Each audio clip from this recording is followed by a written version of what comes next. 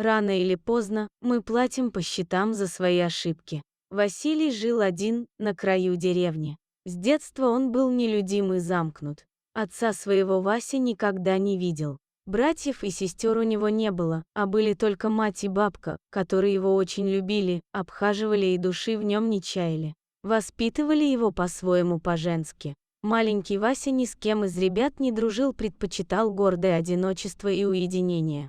Он очень много читал и жил в каком-то своем мире. Самым любимым писателем мальчика был Джек Лондон. Вася представлял себя одним из героев романа своего любимого писателя. С годами не стало бабушки, а потом и матери. Остался Василий совсем один. Семьи, в силу природной застенчивости, создать ему не удалось, но это его совсем не тяготило. Были у него книги и мечта завести собаку. Как-то по телевизору увидел он передачу про собак породы алабай. «Вот такую и только такую собаку я хочу», — подумал мужчина. Он стал искать, где можно купить такого пса, потому что в то время собак такой породы в стране было очень мало. Он нашел заводчика алабаев, но, как оказалось, собака стоит больших денег. Такой суммы у мужчины не было. Но Вася твердо решил, что обязательно их заработает. Мужчина понял, что должен во что бы то ни стало купить себе такую собаку. Он не отказывался от любой, даже самой сложной работы. Работал с шабашниками вахтовым методом, разгружал на ближайшей железнодорожной станции вагоны. Через время он скопил нужную сумму и купил ее, свою белую, прекрасную Альму. Это была любовь с первого взгляда. Собака стала для Василия самым главным существом в этом мире.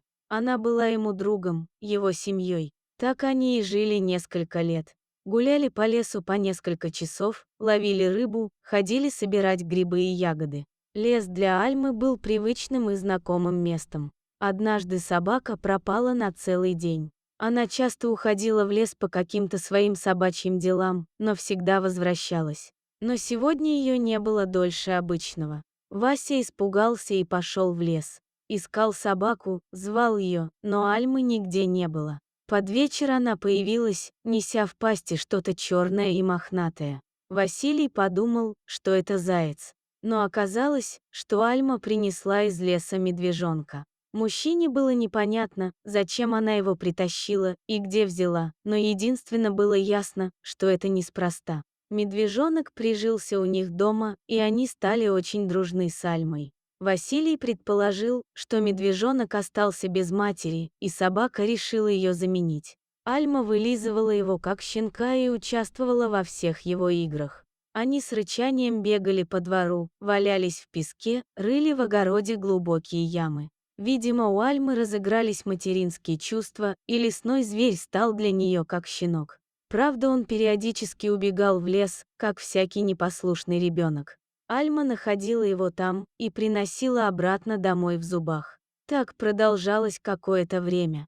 У медвежонка было два дома, лес и подворье Василия. Он рос и со временем превратился в молодого медведя. Но дорогу к своей приемной матери Альмы не забывал. Все деревенские любили Альму и уважали Василия. Кроме одного человека. Жил в деревне инспектор рыбнадзора по фамилии Мураедов. Человеком он был из пакостных и паршивых. Вся деревня знала, что он за взятки покрывает браконьеров и их грязные делишки. Когда надо, глаза закроет на сети, поставленные противозаконно, и на ловлю рыбы в неустановленные сроки. Люди жаловались на него начальству, но, видимо, у инспектора где-то наверху была мохнатая лапа, и все ему всегда сходило с рук. За это он ненавидел всех жителей села. Особенно Василия с его собакой. Они постоянно мешали ему совершать свои темные дела. Мураедов частенько в пьяном виде хватался за ружье и кричал, что убьет Ваську вместе с его собакой, но никто из жителей его слова всерьез не воспринимал.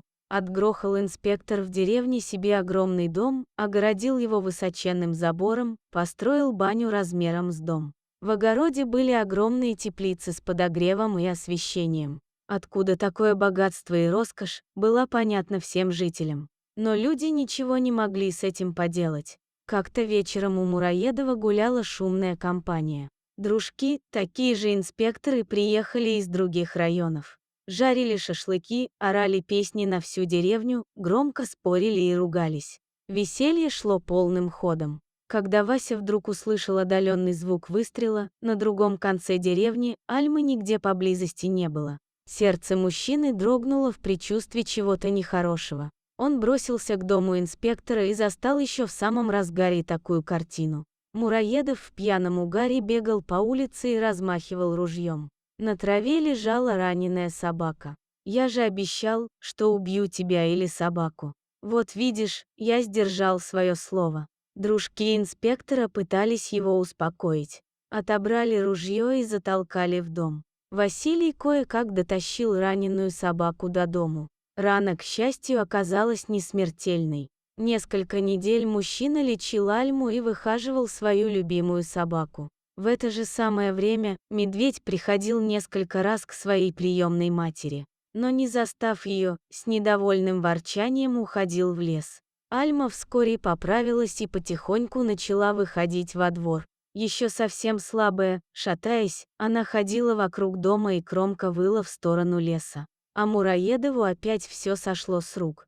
Ведь в людей он не стрелял, собака осталась жива, а его дружки подтвердили, что собака сама набросилась на инспектора, поэтому ему и пришлось схватиться за ружье, якобы в целях самозащиты. Василий теперь жил только одним, как отомстить Мураедову. Как-то раз инспектор с семьей уехал на несколько дней в город погостить к теще.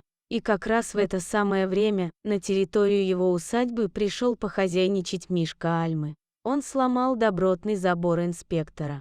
Вошел на территорию, втянув несколько раз носом воздух, он громко зарычал и сознанием дела принялся за работу. Зверь начал методично крушить имущество инспектора, которым тот так гордился, и долго наживал честным в кавычках трудом. Сначала был сломан в нескольких местах забор, выбиты окна у бани. Затем медведь принялся за окна первого этажа дома и крыльцо. Еще Мишка растоптал и разрыл хозяйские грядки, выдернул все растения и цветы с корнем. Повыкорчевал кусты смородины и жимолости.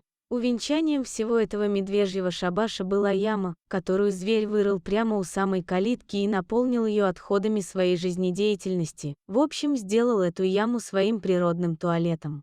На следующий день, поздно вечером, возвратился инспектор с семьей домой в деревню. Открыл калитку в темноте, и медвежьего подвоха было совсем не видно. Сделал шаг, да так и провалился в яму с медвежьими фекалиями. Сломал руку, с перепугу в темноте. Ничего не понял, выползая из ямы, мужчина истошно орал от боли и испуга. Жена вызвала скорую, медики приехали быстро и застали всю эту картину во всей красе. Жители деревни, узнав о случившемся, только посмеивались и злорадствовали в душе.